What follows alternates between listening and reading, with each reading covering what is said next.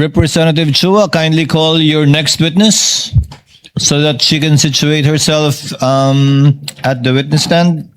Your Honor, we are calling our next witness in the person of Miss Ninita Camposano. Ms. Nenita Camposano, you are directed to kindly proceed to the witness stand. Please remain standing. Clerk of Court is directed to subscribe the witness. Put the witness under oath, rather. Ms. Camposano, please raise your right hand. You, Ninita Camposano, do swear that the evidence you shall give in the case now pending between the Philippines and Vice President Sara Zimmerman Duterte shall be the truth, the whole truth, and nothing but the truth. So help you God. Kindly speak to the mic, ma'am, so that the stenographer can get your answer. Yes, Your Honor. You may be seated, ma'am.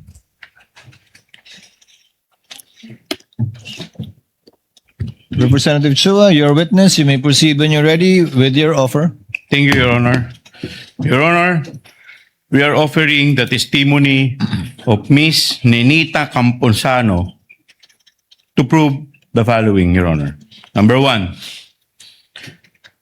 na si Miss Ninita Camposano ay isang retiradong empleyado ng Land Bank Department Branch from May 2022 to September 2022. Ay 24, Your Honor. Pangalawa, na si Ms. Ninita Camposano ay dating Department Manager ng Land Bank of the Philippines DepEd Branch. Ikatlo, Land Bank of the Philippines DepEd Branch ang nagproseso ng encashment ng 3 cheque na nagkakahalaga ng 37.5 million pesos bawat isa.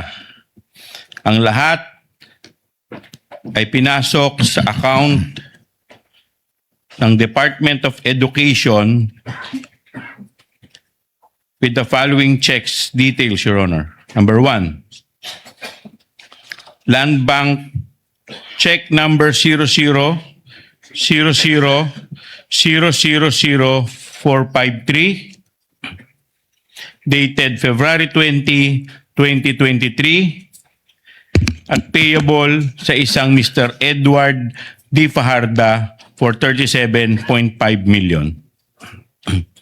Pangalawa, Land Bank check number 00000964 dated April 19, 2023 payable again sa isang Mr. Edward D. Fajarda for 37.5 million. Ikatlo, Land Bank check number 0000002250 dated July 11, 2023 payable sa isang Mr. Edward D. Fajarda for 37.5 million pesos. Ikaapat, na ang mga nasabing check, Your Honor, ay personal na iningcash ni Mr. Edward Fajarda bilang Special Disbursing Officer ng Department of Education noong February 22, 2023, April 26, 2023, at July 13, 2023.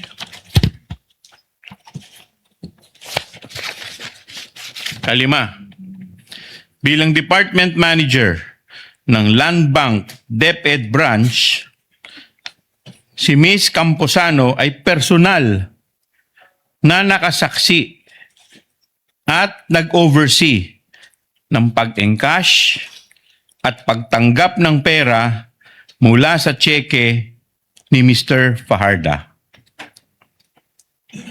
Kaanim, iba pang mga bagay-bagay na may kinalaman at mahalaga dito sa impeachment case na may kaugnayan sa Article 1 on confidential funds at may relasyon sa mga nabanggit na dahilan. For comment, Your Honor. Counsel for the respondent, Attorney Poa. Thank you and good afternoon, Your Honors. Your Honors, again, for the purpose of expediency, Your Honors, the defense is willing to stipulate on the checks as well as the details on the face of the check, which would be the dates, the payee, the signatures therein, as well as the dorsal portion, and that the checks were verified. It went through the teller and that they were approved, Your Honors. How about the qualification of the witness as to being able to identify the checks that she was the former department manager and worked at Land Bank from May 2022 to September 2024? As the former branch manager, we are willing to stipulate as well as her ability to identify these checks, Your Honor. Having so stipulated, Chair would like, for the information of the Senator judges, kindly flash as I read the details of the check so that we are in agreement as to what is being stipulated to by the respondent. First is Land Bank check number 0000000453. Payable to Edward D. Fajarda in the amount of 37.5 million, dated February 20, 2023, and encashed on February 22, 2023.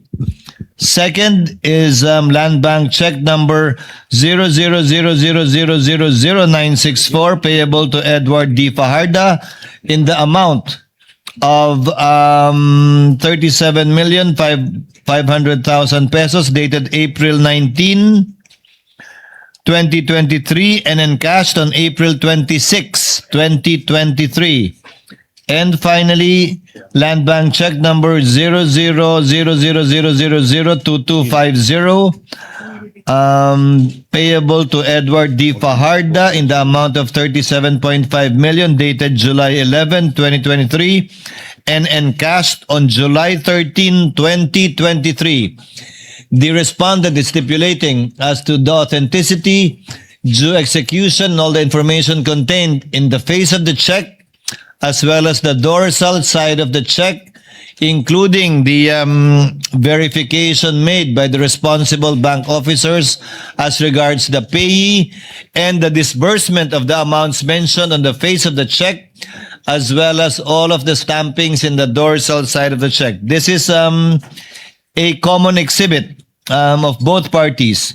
On the part, again for the record, on the part of the defense, it's P Roman numeral number 128E to P Roman numeral number 28E-1, and P Roman numeral number 28F to P Roman numeral number 128F1, P Roman numeral number 28G to P Roman numeral number 28G-1, and on the part of the defense, the respondent rather, it is exhibit D Roman numeral number 1112DE to D Roman numeral number 1112DE1 for check ending 453, and D Roman numeral number 1113DE and D Roman numeral number 1113DE-1 for check ending in 964, and D Roman numeral number 1114DE to D Roman numeral number 1114DE-1 for check ending 2250. Do you confirm, sir? We confirm that, Your Honor. Do you confirm, Representative Chua? We confirm, Your Honor. You may proceed accordingly, sir, given the stipulation and admission of the counsel for respondent. One more, Your Insofar Honor. as the other matters you wish this witness to prove. You may proceed, sir. Thank you, Your Honor. Your Honor, one more stipulation if the counsel, one more proposal if the counsel for the You may defense proceed, is sir. willing to stipulate, Your Honor. If they are willing to stipulate that the 3 land bank checks were funded by the Philippine Treasury for the account of the Department of Education, Office of the Secretary. We stipulate, Your Honor. Okay. So stipulated. So we will now proceed, Your You may Honor. now proceed to the other matters, counsel, and your reminder of the stipulations and admissions so that Yes. we save on the court's time. You may Yes, proceed, Your sir. Honor. Now, Madam Witness, pupunta tayo sa proseso ng encashment ng cheque. Now, Madam Witness, pwede bang malaman namin ano ang proseso ng encashment ng 3 cheque na nabanggit po kanina kung maalala po ninyo? Pare-parehas naman po ang proseso dun sa 3 cheque. So, ang una po ay tatawag po sa amin ng Cash Division ng DepEd para magpa-reserve ng pera.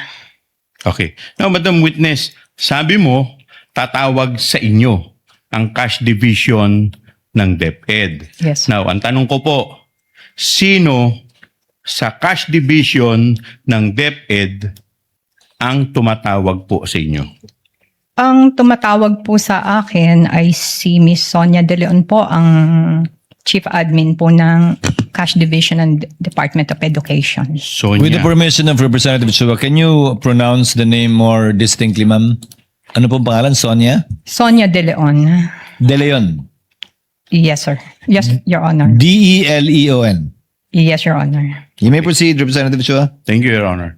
So sabi mo, tatawag sa inyo. Sino sa inyo? Sa akin po. Okay. Now, Madam Witness, pwede pa namin malaman, paano mo nakilala itong si Miss Sonia De Leon ng Cash Division ng DepEd? Siya po ang head ng Cash Division ng DepEd at siya rin po ang palagi naming nakakausap regarding sa mga transactions po ng DepEd. Okay. Bakit kinakailangan tumawag ni Miss Sonia De Leon sa inyo po? Regarding sa encashment po? Yes, bakit kailangan niyang tumawag? Anong dahilan?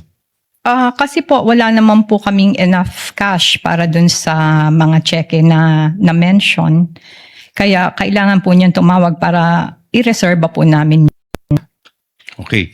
So sabi ninyo, kaya siya kailangan tumawag dahil kinakailangan i-reserba ninyo. So Yes. ngayon, pagkatapos po tumawag ni Miss Sonia De Leon sa inyo, ano na po ang susunod na mangyayari?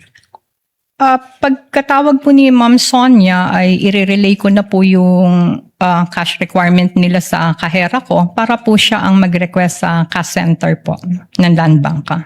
Okay.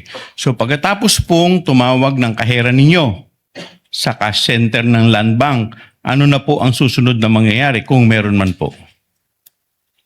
So pagka naitawag na po yun and dumating na yung pera, tatawagan na rin po namin si Ma'am Sonia para sabihin na available na yung pera. Okay. So Madam Witness, paki-clarify nga, magkakano po ba yung cash requirement na tinutukoy po ninyo na may kaugnayan dito sa cheque na pinag-uusapan natin? Ang amount po kasi nung cheque is 37.5. So, nasa ganoon din halos yung amount nung ire-request po ng kahera sa cash center namin. Okay. So sabi mo, tatawag yung aabisuhan ninyo, yung cash center. Pagkatapos, ano na po nangyari pagkatapos? Ni-request na po yun ng kahera. So, kung the following day, darating na po yun at tatawagan na rin po namin sila Ma'am Sonia na dumating na yung pera. Available na yung pera for encashment. Okay. Now, pagkatapos po ninyong tawagan si Miss Sonia, ano na po ang susunod na mangyayari? Darating na po yung pay ng cheque si Mr. Fajarda at i-encash na po niya yung cheque. So, Madam Witness, pwede po ba paliwanag ninyo sa amin, ano ang unang proseso na ginagawa ni Mr. Fajarda pagpunta po sa inyo sa pag-i-encash ng cheque? Yung cheque po plus ID niya ay ibibigay po sa verifier para po i-verify yun. Pag na-verify na po yun, ibibigay sa teller for encoding, for validation, posting, ganyan. And then tatawagin din po ang officer for the approval. Okay. So, kanina binanggit po ninyo yung pangalan ni Mr. Edward Fajarda. Paano naman po ninyo nakilala si Mr. Edward Fajarda? Siya po yung payee ng cheque. So bukod po sa pagiging payee ng cheque, Ano po ang experience niyo? Paano po ninyo nakilala si Mr. Fajarda? Doon lang po sa mga present niyang identification. Okay. So, kailan po yung unang pagkakataon na nakilala o nakita ninyo si Mr. Edward Fajarda?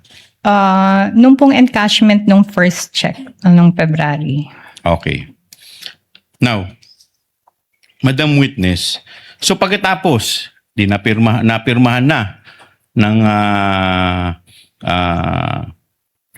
yung dulong-dulo, sabi po ninyo, na-approve na, napirmahan na. Ano na po yung susunod na mangyayari kung meron man po? Pagka po natapos na po yung proseso namin ng pag-validate ng cheque at pag-approve, tatawagin na po namin si Mr. Fajarda sa backroom. So, doon po i-release na po yung cash withdrawal, yung cash encashment. Okay. Doon sa backroom, Madam Witness, sino-sino mga nando doon kung maalala po ninyo? Ang nahandun po ay ako, yung teller na magre-release ng pera, yung kahera po, si Mr. Fajarda, pagkatapos may isa pa po siyang kasama. Okay, ngayon, sabi mo may kasama pa si Mr. Fajarda. Yes, sir. Sino itong kasama niya kung kilala po ninyo? Hindi ko na po siya kilala, sir. Okay. Now, Madam Witness, sabi ninyo, i-release sa backroom yung pera. Yes, Okay, so pagkatapos pong i-release ng teller, ano na po ang susunod na mangyayari? Kung alam po ninyo. Ilalagay na po yun ni Mr. Fajarda sa dala niyang bag. And then, lalabas na po sila dun sa may fire exit, sa may back door po namin. Okay. So, sabi ninyo, may dala si Mr. Fajarda na bag. Anong klaseng bag ba to, kung maalala mo? Hindi ko na siya actually ma-recall, sir. Basta Okay. may dalang bag. So, ilang bag ang dala ni Mr. Fajarda, kung maalala po ninyo? Ang recall ko po ay 2 bag. Dalawang bag. Pero, Okay.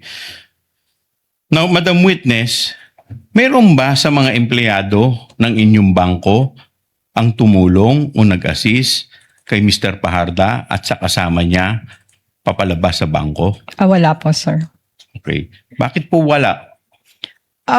May policy po tayo na pagka nakuha na po ng kliyente ang pera, hands off na po ang bangko.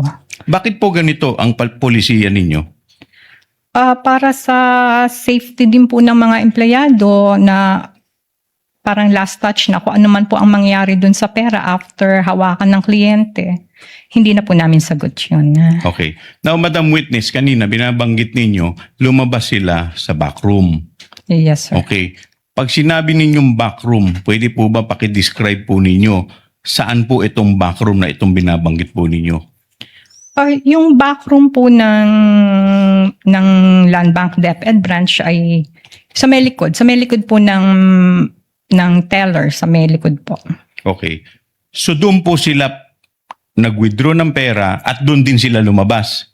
Yes, sir. Sa may May- fire exit. Ang ibig po ninyong sabihin, meron pong pinto doon sa backroom papalabas? Yes, sir. Okay. Now, Madam Witness, paglabas po nila dito po sa back exit na sinasabi po ninyo, meron pa po ba silang kasama na sumalubong sa kanila? Kung alam po ninyo. Paglabas po nila doon sa may back door, sa may fire exit, hindi na po namin sila nakikita, sir. Okay. Now, Madam Witness, kanina sinabi ninyo itong 3 cheque na binabanggit po natin. Now, magkakano po yung totality nito, netong 3 cheque na pinag-uusapan po natin? 3 ano po yan, 37.5. So, mga ano po, 112.5 million. Okay. No further question, Your Honor. Finished with direct cross counsel for respondent, attorney po. Your Honor, just 1 or 2 questions for cross. You may proceed, sir, with your cross-examination. Thank you, Your Honor. Madam Witness, kanina po, kayo po ay nakapagsabi na lumabas po sa fire exit sa backroom. Yes, sir. Lumabas po siya sa fire exit dahil po ang land bank ay actually nakadikit sa DepEd compound, hindi po ba? Yes, sir. At lumabas po siya doon para po sa kanyang safety siguro at hindi na po lumabas sa publiko pa dahil nasa loob na po ang DepEd. Ng Yes. Objection, Your Honor. Incompetent. If she As an knows, answer. witness may answer. Only if you know, Madam Witness. The question again, sir? Lumabas po siya sa fire exit dahil safer po yon dahil nasa loob na po siya ng DepEd. Tama po ba? Yes, sir. No further questions, Your Honor. Redirect. No redirect, Your Honor. Any senator judge who wish to intervene or make interjections? Senator Judge Kiko Pangilinan, thereafter Senator Judge Risa Ontiveros. Thereafter Senator Judge Amy Marcos, thereafter Senator Judge Joel Villanueva. You may proceed, Senator Judge Pangilinan. You have 2 minutes. Thank you, Ms. Witness. Sa iyong naging karanasan bilang bank manager at government agencies ang tinatransact, gaya ng natanong namin kanina ng ilang mga senador, With Land Bank DepEd po, for government agencies, ano siya, unusual po ang amount ng pag-withdraw. so unusual. Yes, At sir. unusual dahil ano ang usual na masasabing transaksyon for government agencies? For DepEd, sir? Yes. For DepEd, parang nagre-range lang ng mga nasa... I'm not sure masyado, sir, pero parang mga 10, mga nasa ganoon lamang. 10 million cash. Yes, sir. Okay, so yung 37 is almost 4 times more than the usual. Yes, sir. And other government agencies, ganun din ba? 10 million o mas mababa? With Land Bank DepEd po, No, other government agencies. Yes, in Land Bank DepEd branch. Oh. With Land Bank DepEd, si DepEd lang naman po kasi ang so- aming government agency ng hawak. Okay. Yung 37 million, ilang years ka na sa... 34 years, sir. So in your 34 years, was this the first time you had to deal with 37 million cash 3 times in a period of 3 quarters?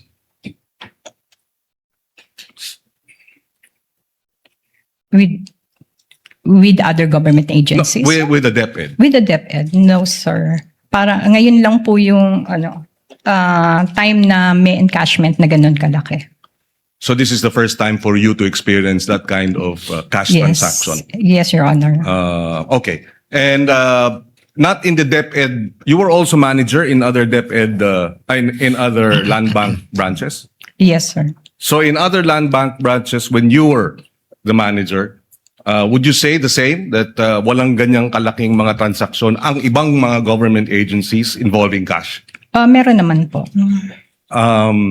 So which government agencies would this be?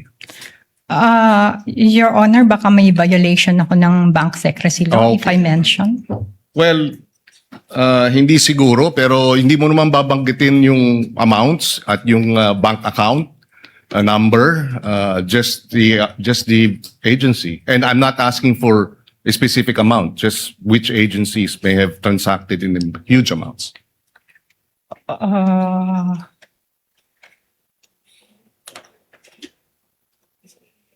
I really Well, can't. suffice it to say that what you're saying is, in your previous experience, it has happened, pero dito sa DepEd, it has never happened.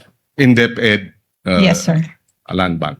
Okay, wala na po akong ibang tanong. Maraming salamat. Thank you. Thank you, Senator Judge Kiko. Senator Judge Risa Ontiveros is recognized for her interjections. You may proceed, ma'am, when you're ready. You have 2 minutes.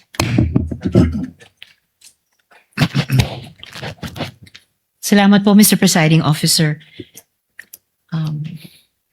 Madam Witness, sabi nyo nga unusual na makapag-withdraw ng 37.5 million pesos in cash sa isang araw at karaniwan ay 10 million pesos. So halos isang kaapat lang nung halagang yun.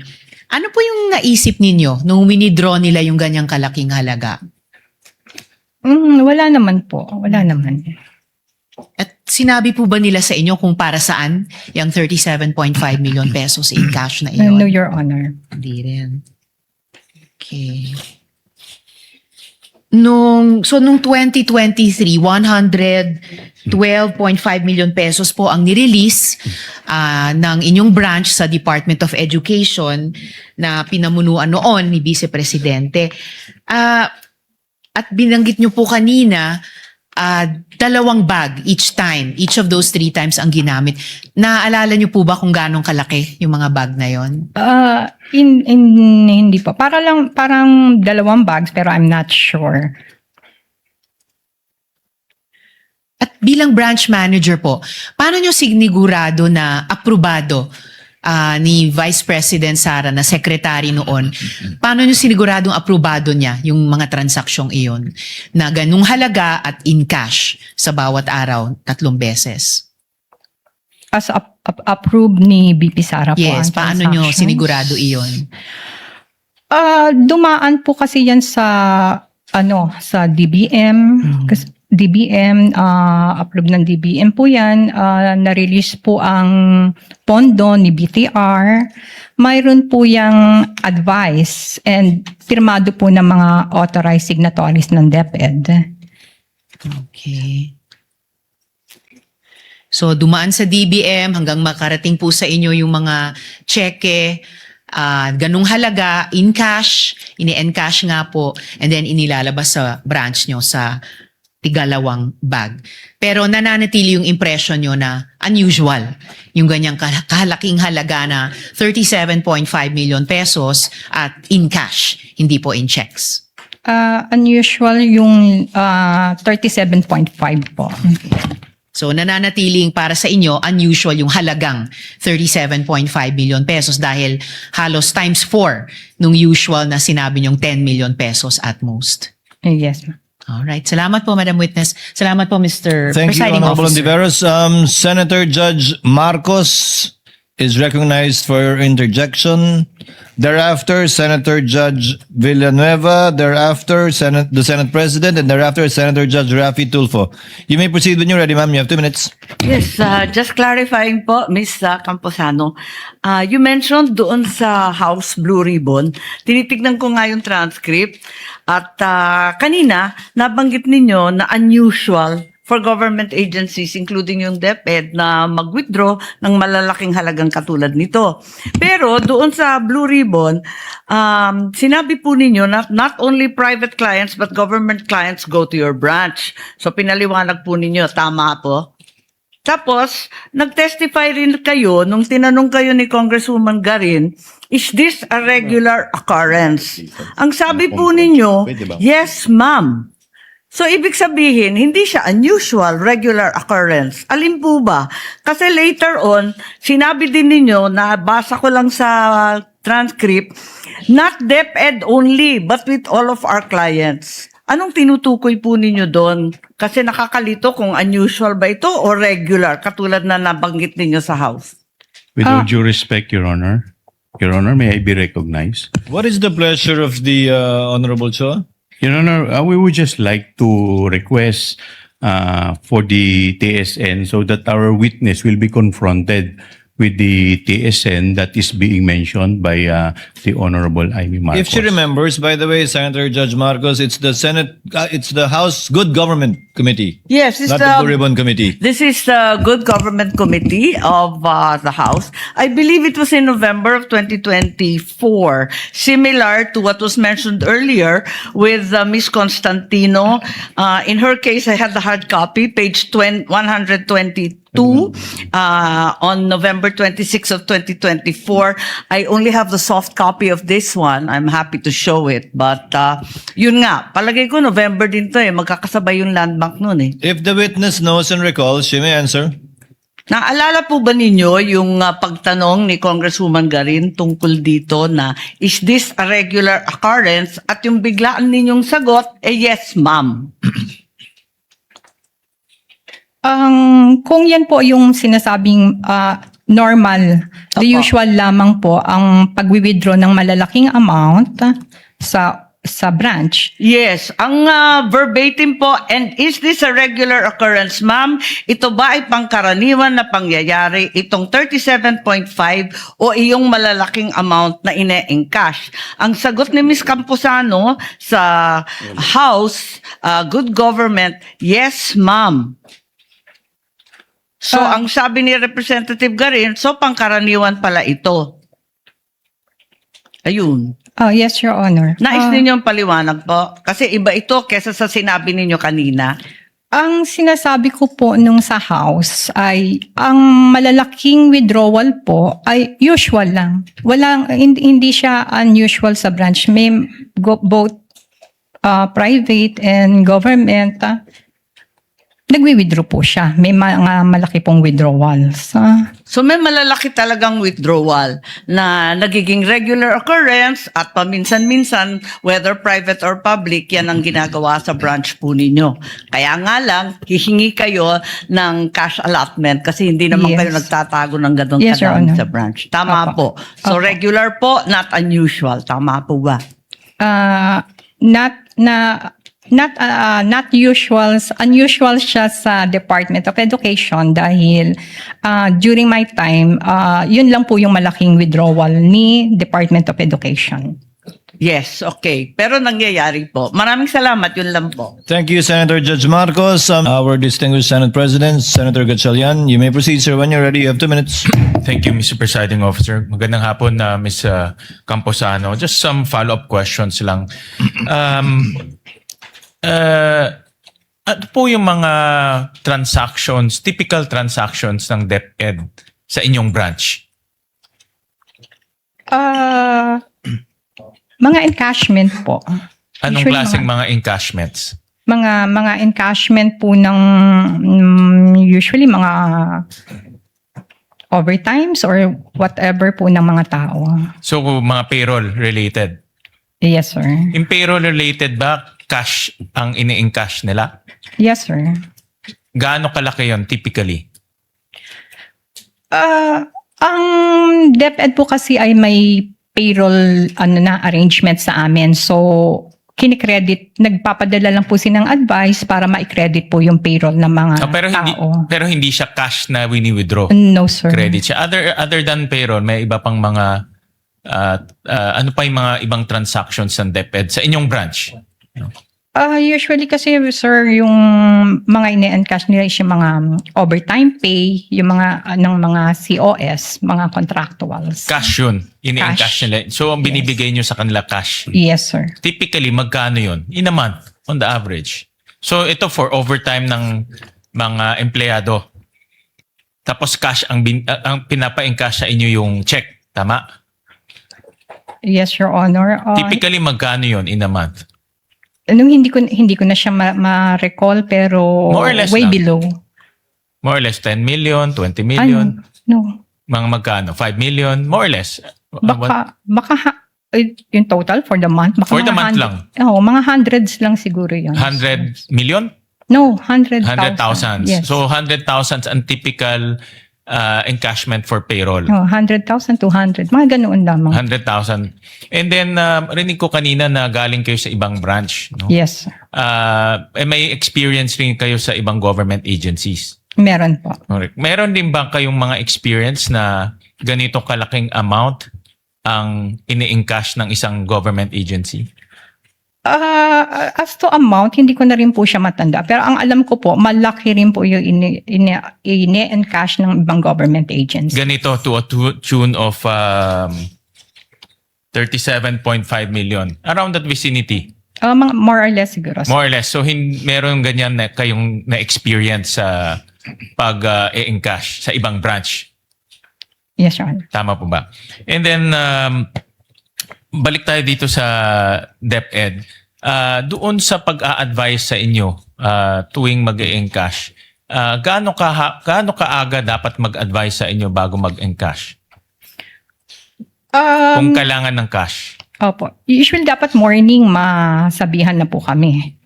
Kasi siguro mga 12 o'clock, magka-cut off na rin po yung cash center namin para i-request din po yun sa... So within 24 hours, dapat ma-advise na kayo?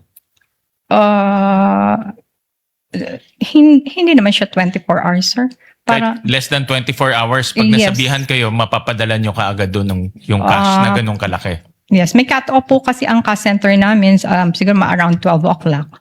So pagka mas later than 12 o'clock, hindi pa rin namin masagot na ma-deliver sa amin yung the following day. Okay. Itong branch niyo particularly para sa DepEd, tama po ba? Yes, sir. Sa inyong pagkaalam sa mga past mga DepEd officials, past secretaries, meron na bang na-encash na ganito ho kalaki? Sa inyong pagkaalam kasi alam ko 2 years pa lang kayo doon, pero sa inyong mga pag-uusap sa inyong staff. Hindi namin napag-uusapan, sir. Hindi? Ang alam ko lang po is yung stint ko sa DepEd. Okay, hindi niyo napag-usapan sa mga subordinates niyo kung may mga ganitong encashment na malalaki, may mga ganun bang pag-uusap kayo? Wala po. Wala naman. Thank you, Mr. President. Thank you, Senate President Gatchalian. Next to make his interjections would be Senator Raffy Tulfo. You're recognized, sir. You may proceed when you're ready. You have 2 minutes, sir.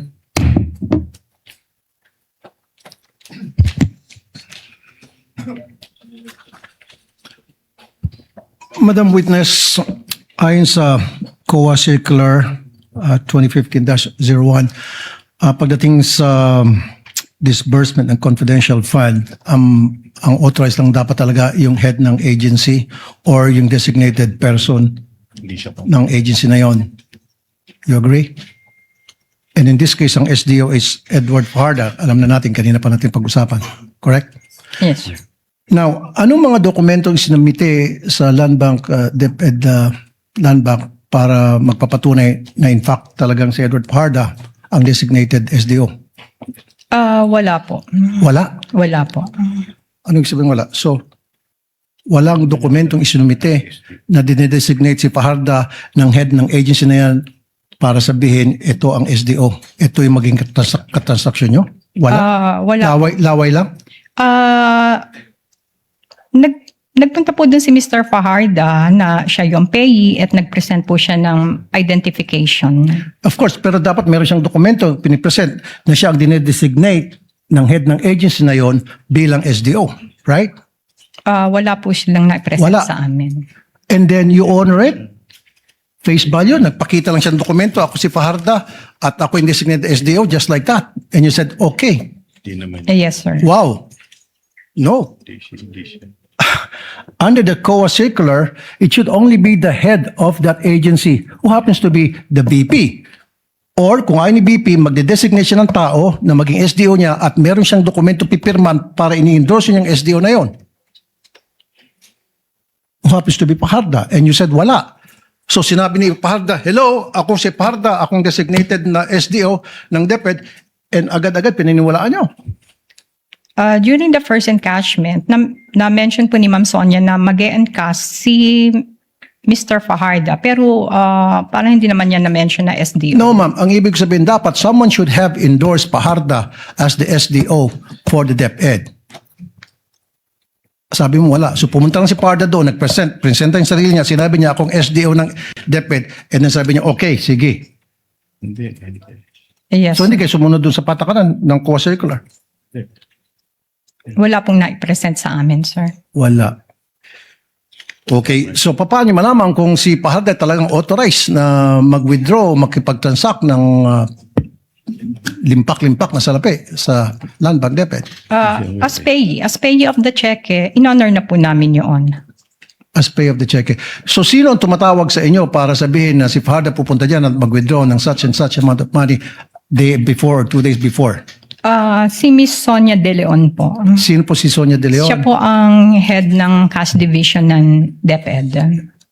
Okay, siya yung kilala niyong head cash division ng DepEd. Pero you know what? Nagtataka pa rin ako na wala kayong hawak na dokumento na nagsasabing si Fajarda ang designated SDO coming from the head of that agency na pirmado. Wala. Wala, sir. Thank you, Madam. Your Honor. Thank you, Senator Judge Raffy. Actually, the chair would like to make a brief interjection. The payee of the check is Fajarda. Correct, ma'am? Yes, sir. So kung kanino nakapangalan yung cheque, doon yung ibibigay. Yes. Yung cash o kapalit Yes, yung Your cheque. Kung SDO man siya o hindi. Pero ayon sa COA Circular, SDO lamang ang pwedeng pangalanan ng mga ganyan cheque. Hindi nyo na po alam yung bagay na yan. Nag-ano lang po kami sa paging ng cheque, sir. Kung kaninong pangalan yung nakalagay doon, yun po ang sinusunod lang niya. Yes, Representative Chua. Yes, Your Honor. Thank you, Your Honor. Your Honor, the witness has no knowledge as to the designation of Mr. Paharda and as to the purpose of the fund, Your Honor. As to being SDO, yes. I believe As, you'll be presenting SDO. another witness for that. Yes, we are going to present another witness for that, Your Honor. Thank you, Your Honor. Duly noted. Senator Judge Aquino is recognized. You may proceed, sir, when you're ready. You have 2 minutes. Yes, before my line of questioning, gusto ko lang pong klaruhin rin po, ma'am.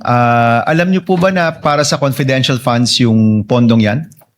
Hindi rin po, di ba? And you're not required to ask. Yes. Hindi rin kayo nagtatanong talaga. Yes. Okay.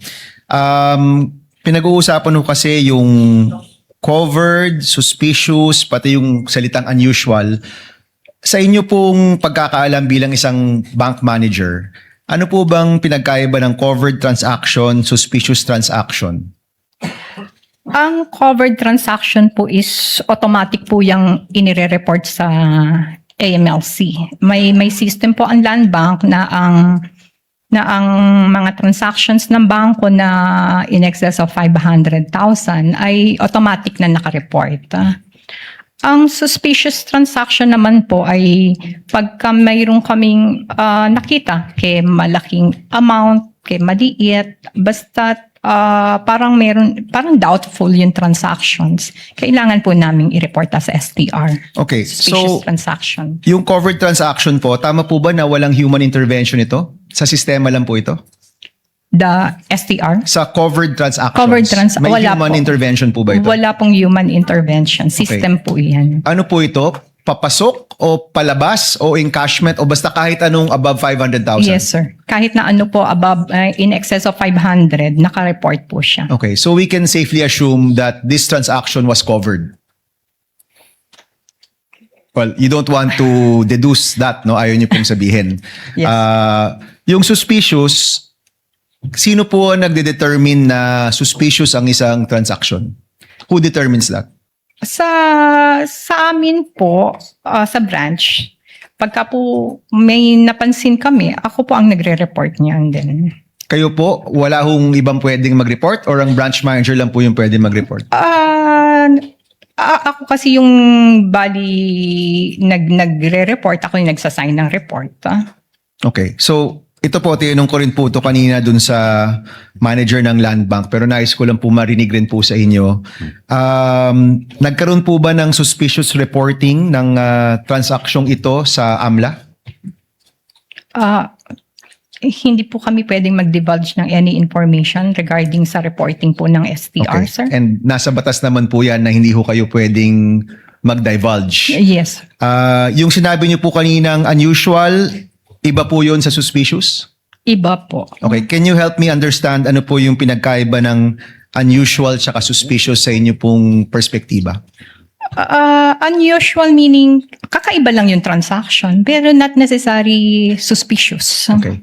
Yung suspicious po, tama po ba may eksaktong definition yan sa mga batas natin? Yung unusual po ay inyo lang pong pakiwari? Yes, sir. Okay. And kayo po bilang branch manager, ayaw nyo pong sabihin kung nireport nyo po ito. Pero sa inyo pong karanasan, lahat pong na nakikita nyong hindi pangkaraniwan, nire-report nyo po ba sa AMLA? Not particularly this case, but in general? Hindi naman po. Hindi lahat ng mga unusual transaction ay nire-report namin as suspicious. Alright. Maraming salamat, Mr. Chan.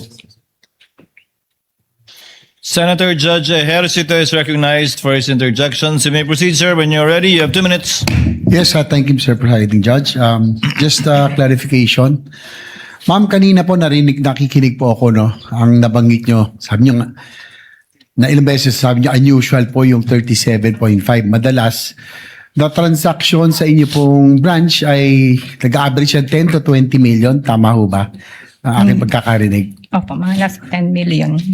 So sa isang karaniwang araw, ano po yung sa inyo pong experience, ano daw po yung pinakamalaking halaga ng cash na inyo pong nailabas sa inyong sangay para po sa isang client, in this case ito pong ahensya na ang DepEd po? Ano po yung pinakamalaking amount? Ito na po ba yung pinakamalaki dahil sabi nyo kanina ay unusual? Pinakamalaki pong amount na nailabas nga po ay yung na-encash is yung 37.5. Ito na po. Opo. So ito yung nagsimula nung kailan po ito nagsimula yung ganitong withdrawals, yung ganitong kalaking amount? Anong pong February, sir? Ito na lang po, last question, Mr. Presiding Officer. Nangyayari po ba itong ganitong kalaking amount, ganito kalaking halaga na withdrawal sa ngayon? Ay, during my time, wala na po yung, yun lang po tatlong yun. Ito lang. Well, hindi na po nasundan. Wala na po. That's all. Thank you. Thank you, Senator Judge Ejercito. If there are no other Senator Judges who wishes to make interventions, Chair would like to make a few. Ms. Camposano, ma'am, tama po bang translation ito? Unusual sa Tagalog, kakaiba. Yes, Your Honor. Suspicious, tama po ba, kaduda-duda? Yes, Your Honor. Sang-ayon sa AMLAC, yung kaduda-duda dapat i-report, pero yung kakaiba, hindi kailangan i-report. Yes, Your Honor. Tama po. Sabi niyo po kasi kanina, yung unusual hindi kailangan i-report, pero yung suspicious, kailangan i-report. Sang-ayon sa batas. Hindi ko po sinasabing suspicious to. Sinasabi ko lang, yun yung sinasabi ng batas. Yes, sir. Ang suspicious transaction po ay kailangan nating i-report sa STR sa AMLC. And yung unusual, kung unusual lang naman siya, but wala naman pong suspicious dun sa transaction, hindi po siya kailangang i-report. Isa na lang po katanungan, curious lang po ako. Sabi niyo po para pangalagaan ang kaligtasan ng inyong empleyado, hindi pwedeng ihatid ng sino mang empleyado ng bangko yung pinagbigyan ng pera, gaano man kalito, gaano kalaki, dahil kapag hawak niya na yon, kanya na yon. Tama po ba? Opo. Ibig sabihin po ba nun, pag na-withdraw na yung pera at hawak nun ng depositor yung pera, pag may nang hold up ng bangko, matapos niyang mahawakan yung pera, siya na ho yung mawawalan, di na kayo. Ganun po ba yan? Hindi. Sa praktika lang usapan. Gayun din, paglabas niya ng bangko nyo, na hold up siya doon, hawak niya na eh. Wala na kayong pakialam, di ba? Kaya kayo may polisiya yung gano'n na bawal magatid. Dahil nga, pag hawak na niya, kanya na yon. Opo. Kanya na yon, pananagutan niya na yon, wala na kayong pakialam. Ano man ang mangyari doon? Yes, Your Honor. Mawala man yon, nakawin man yon, hold upin man yon, labas na kayo doon. Yes, Your Honor. That would be all, Ms. Camposano. Are there any other interjections or interventions by any of the senator judges? One quick question. The Senate President is recognized. One quick question, Mr. Presiding Officer. Ms. Camposano, nasabi niyo kanina unusual. Pero may nasabi rin kayo kanina in your past experience na may government organization na naglabas ng perang ganang kalaki rin. Bakit unusual po sa DepEd pero hindi unusual dun sa government organization na yun? Usually kasi pa yung mga ibang agencies po para normal na from na naglalabas sila ng ganoon. Ito pong kasing sa DepEd kaya ko po nasabing unusual is ito lang pong tatlong to ang nangyari. So in other words, doon sa ibang government agencies, madalas sila ganito kalaking amount ang lumalabas. Regular yun. Opo. Sa DepEd, hindi regular. Yes, Your Honor. Thank you, Mr. President. Senator Judge Lacson is recognized for his intervention. You may proceed, sir, when you're ready. Thank you, Mr. Presiding Officer. Further clarification lang. Binabasa ko po yung Anti-Money Laundering Act. Wala naman pong kaduda-duda nun eh. Either covered or suspicious. Pag covered, may threshold. Maski hindi suspicious, kailangan report kung above the threshold amount, which is 500. Wala po sa batas yung kaduda-duda eh. Either it's suspicious or covered. Yes. Transaction.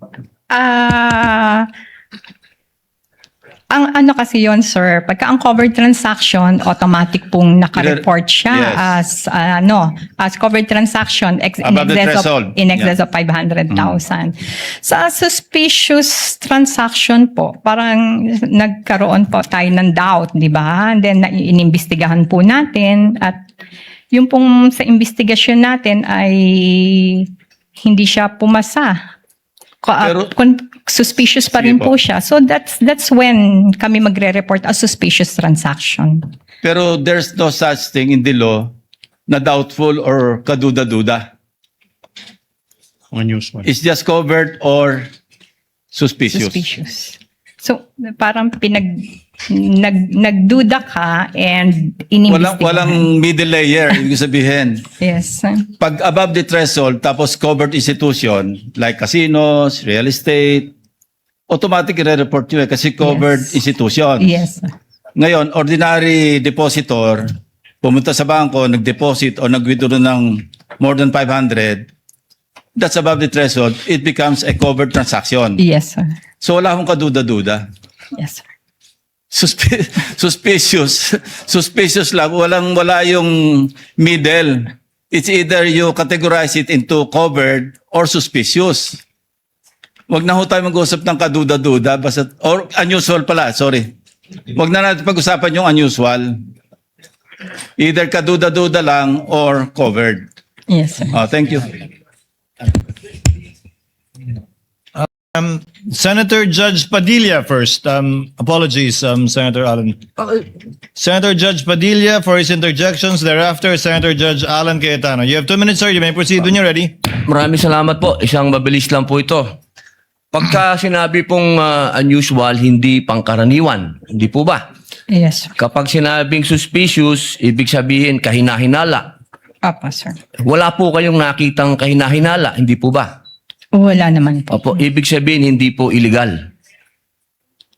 Wala naman. Ang ano lang po kasi namin is yun sa check and cash. Opo, ibig sabihin wala pong illegal. Wala po. Kaya nakita. Okay, maraming salamat po. Sa prosecution naman po ako. Ginoong prosecutor, pangkaraniwan po ba ang confidential fund? Your Honor, yung confidential fund po, sa akin pong pagkakaalam, ito po'y binibigay sa Pangkaraniwan po ba siya na ibinibigay? Depende po sa mga government agency at saka So head hindi ng po siya agency. pangkaraniwan kasi depende. Tama po. Salamat po. Thank you, Senator Judge Padilla. Senator Judge Alan Cayetano is recognized for his interjections. You have 2 minutes, sir. You may proceed when you're ready. I think most senators already clarified, but just a little bit more. Magandang hapon, Madam Witness. Good afternoon, sir. So, are you familiar with confidential or intelligence or discretionary funds? No, sir. Yeah.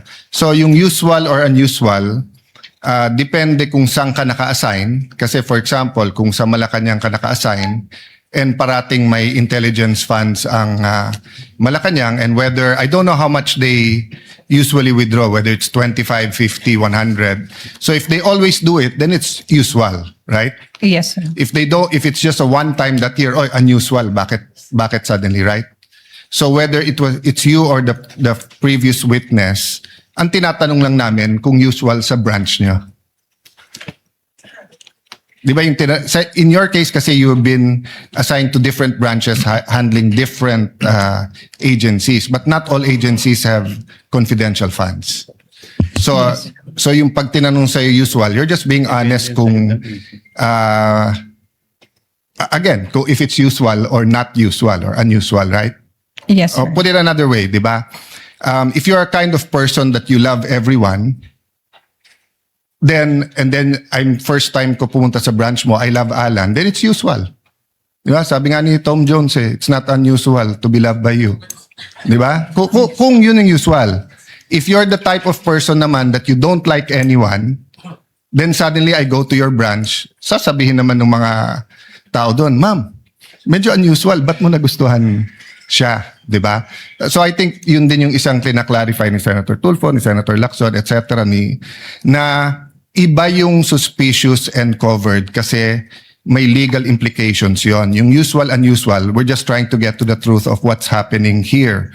So the other point what I want to make is that siguro sa prosecution ko na to itanong dahil we're all legislators here, Honorable Chua, no? Is it usual for DepEd to have confidential funds? Your Honor, I believe that this is the first time that Yes. DepEd received confidential. Yes, funds, Your in Honor. fact, here in the Senate, in caucus, ako lang halos ang nag-object. I think 2 lang kami o 3.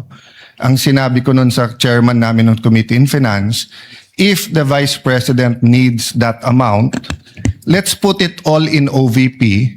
Same amount na nire-request niya kasi at least dun usually naman talaga meron kasi nga or pwede kasi Vice President siya eh.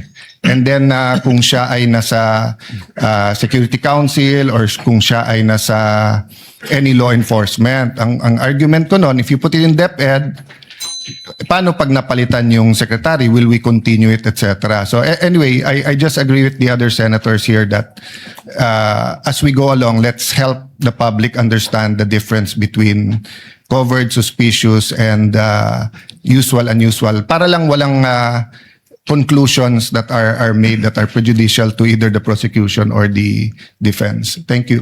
Thank you, President. Thank you, Senator Judge Cayetano. There being no other senator judges who wish to make interjections, Ms. Camposano, you are excused, ma'am. Thank you very much for your time and your cooperation. Salamat po sa inyong pakikilahok sa pagdinig na ito ng impeachment court. You are excused, ma'am. On the part of the prosecution, may I know who are your witnesses for next week's trial? Your The Honor, lead prosecutor is recognized. Your Honor, and in response to your question, we are requesting for the issuance of subpoena duces tecum and subpoena ad testificandum for the following witnesses.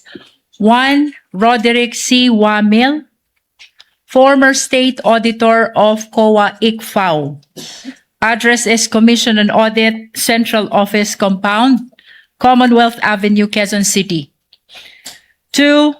Ms. Silene May L. Del Campo, present State Auditor of COA ICFAO with same address. 3.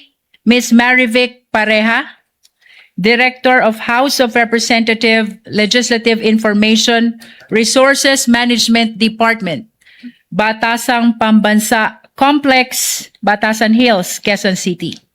Your Honor, these 3 witnesses are intended to be presented on August 3, August 4, and August 5 trial schedules. In that order.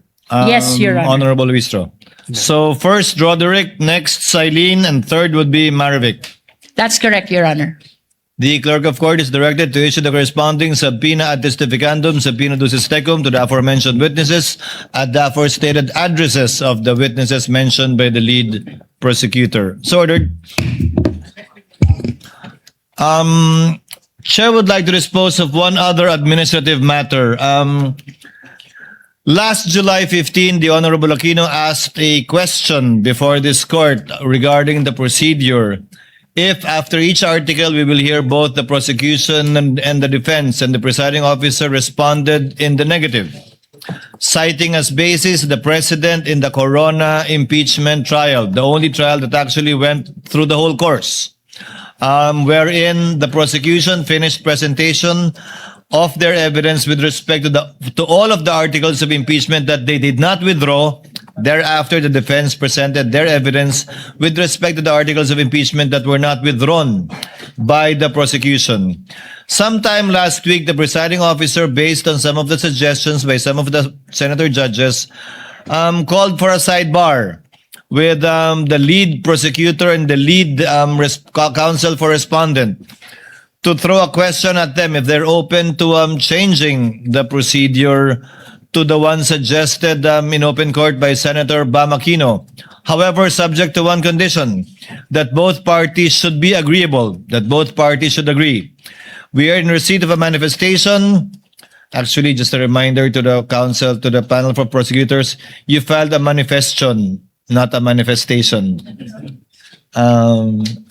the manifestation dated 7/27 and the response of the respondents dated 7/28, wherein it is clear based on your written manifestations that there is no agreement between the two parties. Therefore, we shall proceed as originally ruled by the chair. From the inquiry of Senator Bamakino, we shall finish with the presentation of the evidence in chief of the prosecutors for all the articles of impeachment that they will not withdraw. I'm saying that only because of the corona impeachment experience we had, wherein some articles were withdrawn by the prosecution. Thereafter, we will hear the evidence in chief of the respondent for all the articles that remain, or all the articles that evidence will be presented by the prosecution. So ordered. If there are no other matters, Senator Judge Zubiri is recognized.